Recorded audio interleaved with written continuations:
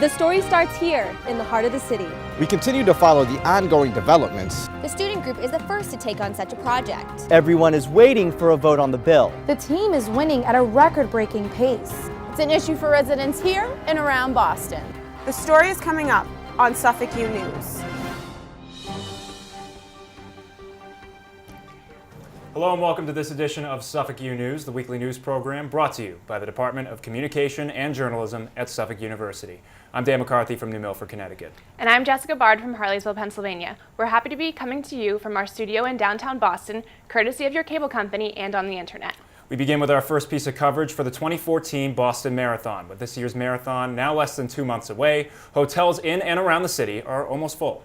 According to the Boston Globe, there will be 9,000 more runners this year. In addition to the increase in runners, interest from families, fans, and the media is also expected to be high, putting even more strain on hotels. Suffolk U News reporter Katie Shambo tells us how hotels around Boston are accommodating these faster than ever bookings.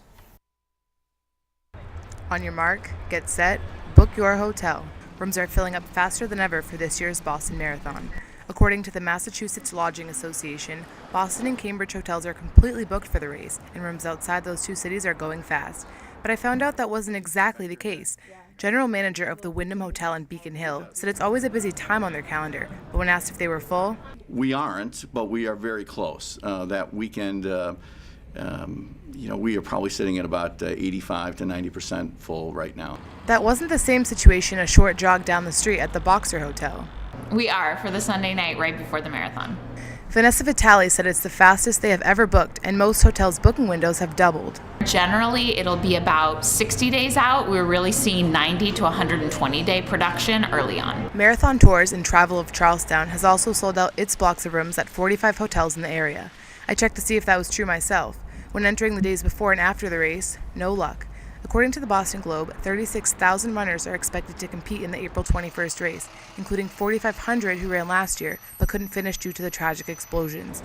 It's an event that people just want to be a part of. The Boston Athletic Association is just embracing the event and welcoming people back. So there are so many people that are coming for the event this year that, it's booking quickly. It's the Super Bowl of marathons, and this year especially, people want to be included in the Boston Strong spirit. Katie Shambo, Suffolk U News.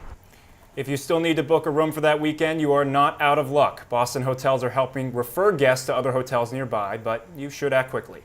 The medical marijuana business planning to open in Boston's Back Bay is in even more hot water. The proposed dispensary located on Boylston Street may be too close to a church's children's program. Marijuana shop Good Chemistry is less than 300 feet away from the program near the public garden. State rules limit dispensaries from being within 500 feet of a school or a place where children congregate. The Department of Public Health will be meeting with all currently approved registered marijuana dispensaries in March to review their operational plans. It's called the snow-related expenses budget because once it's set, it's not supposed to budge. But this year, that's just not realistic. The large amounts of ice and snow this winter have the Massachusetts Department of Transportation asking lawmakers to fork over some major cash to close the budget gap. At the beginning of the month, the state was already nearly $20 million over the estimated $40 million budget, and we are still expecting more storms to come.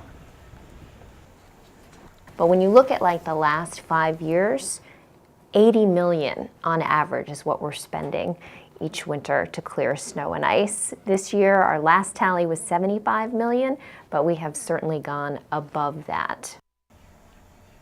LaVoy says she is sure the legislature will cover the tab. The only question is when.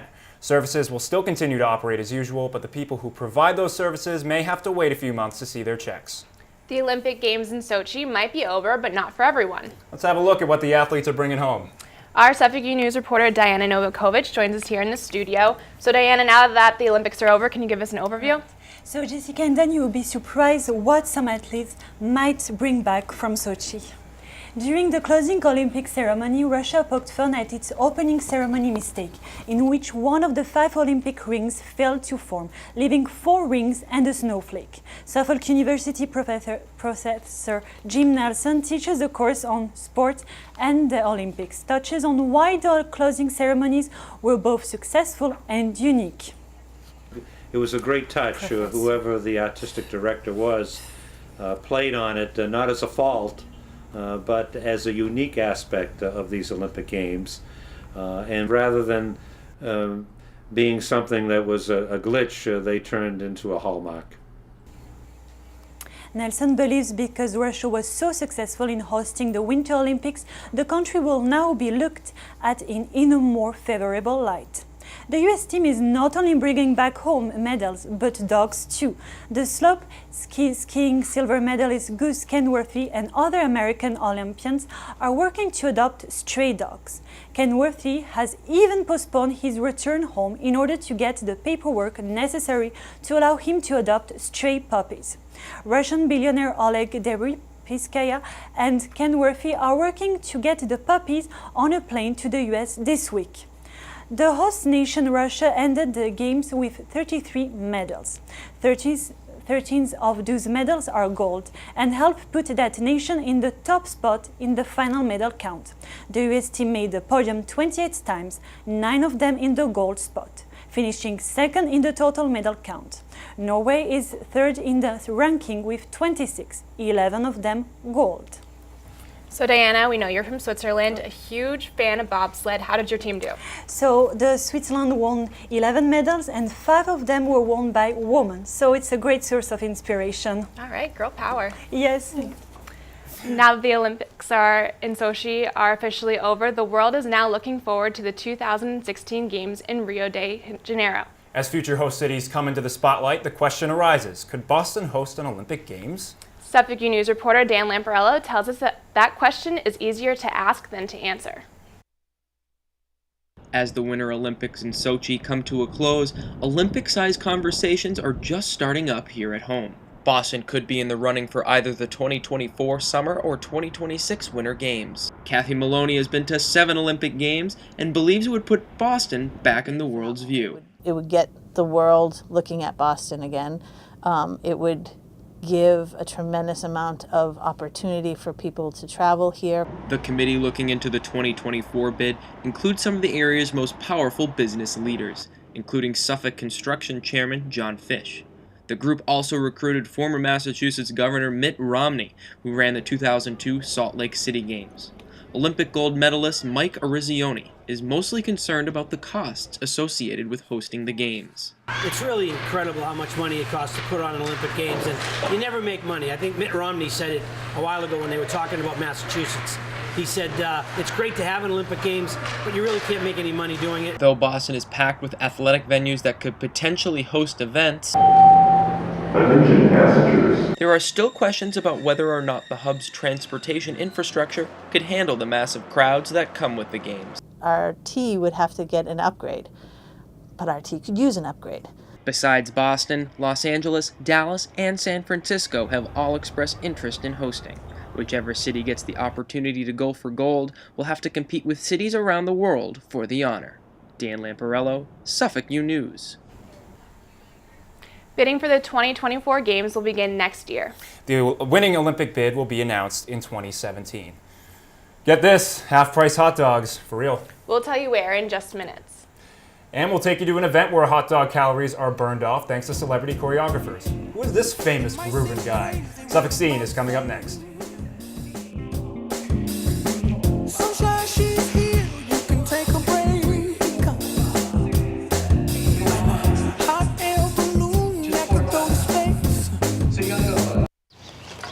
You know what, guys? There's a lot of tree branches and dry brush over here. We should probably move the bonfire over there.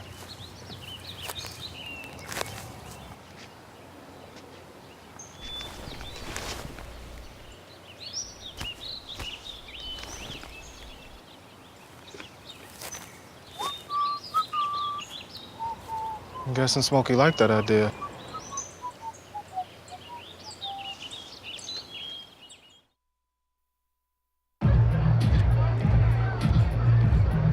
If you drive buzzed, it could cost you around $10,000. You'll face major legal fees, major fines, and steep insurance penalties. You could lose everything. Buzzed, busted, and broke. Because buzz driving is drunk driving.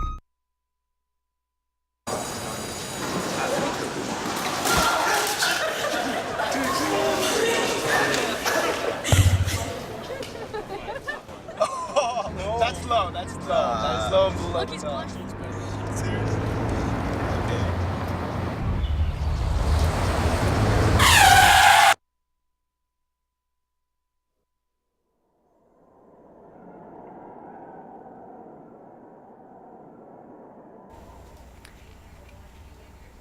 The Olympics are over, the snow is still here. But fear not, there's still plenty to do around town in the name of fun and art. Suffolk U News reporter Jessica Nappy joins us here in the studio. So now that the Olympics are over, what are we going to do? Don't worry, there's still plenty to do, and I got you covered first with dancing. Flashdance, the musical, is celebrating its 30th anniversary, and what better place than Boston? On its national tour, the cast of Flashdance will strut its stuff at Emerson Colonial Theater, March 11th through the 23rd. Prepare for an emotional roller coaster of romance and dream chasing. You could always watch Flashdance the movie, but seeing it live? Oh, what a feeling. To buy tickets, go to boston.broadway.com. Again, that website is boston.broadway.com. If Flashdance doesn't get you in the mood to move, then the Pulse certainly will. The Pulse is an internationally toured dance convention that is run by choreographers in the entertainment industry. That's including choreographers that have worked with the likes of Britney Spears and Beyonce. That's right, Beyonce. More than 1,000 dancers attended the Pulse convention held here in Boston that attracted Glee's head choreographer and many others. And 1, 2, 3, 4. The top choreographers in the industry like Brooke Lipton and Chris Judd command your attention on the dance floor at the one, the only, The Pulse Tour, a dance convention people travel far and wide to attend. It's like a 3-hour drive. We came up yesterday. For some, it's all in good fun, but for others, it's an opportunity to be scouted by America's Got Talent, win scholarship money, and dancing awards like Little Sydney Jack. I won my solo performance at Camp Pulse. Choreographer Lipton teaches girls like Sydney at the Pulse convention, but she is better known from working with household names like Britney Spears. Dancing with Britney was a lifetime experience that kind of changed all these outlooks on things, and being on a stage and getting to travel the world. And the late Corey Monteith on the set of Glee. It's not something that goes away. You know, every time you walk onto that set, I don't know if I don't say Corey's name, like it's brought up every day, and brought it up in a good way. With that positive outlook, Brooke knows that teaching, even amateurs like me, is her true passion as she continues on tour with the Pulse. Pulse to me is one of the biggest amazing workshops that is out there, because it's not, I wouldn't call it a typical convention. We're not there about judging and costumes and big awards and all this thing. The Pulse will be back in Boston next year on its 15th annual tour. It isn't exactly March Madness, but a school tournament is taking over Boston starting next month. But instead of slam dunks, it's for slam poetry. The Poetry Out Loud competition is in the semifinals, a field of more than 24,000 high school students down to 74. Boston's semifinal round takes place at Calder Pavilion on Tremont Street on March 1st. Those winners will take on winners from Framingham, Springfield, and Cape Cod for the state crown on March 9th at the Old South Meeting House. All of the events are free to attend. Now, that poetry contest seems pretty impressive, but I know you want to ask me about the Pulse and see my dance moves, and before you ask, I'm not going to show you. Maybe after the show. Maybe. All right, I'll take it. The city's South End is well and widely known for its fine restaurants, but South E has some good spots to eat too. And one of them is already open for the summer season. Yes, you heard her correctly, the summer season. Sullivan's is selling great eats down on Castle Island in Southie a week ahead of its 2014 schedule. Workers report a great opening weekend down by the water at the end of Day Boulevard. Sullivan's now open 7 days a week. Hot dogs half price through Sunday, March 2nd. That's making me hungry. That does it for this edition of Suffolk U News, the weekly news program brought to you by the Department of Communication and Journalism at Suffolk University. I'm Dan McCarthy. And I'm Jessica Bard. Thank you for watching us here on the Boston Neighborhood Network or on the internet. Be sure to continue to watch for Suffolk U News, bringing you more from the school at the heart. In the heart of the city. Goodbye.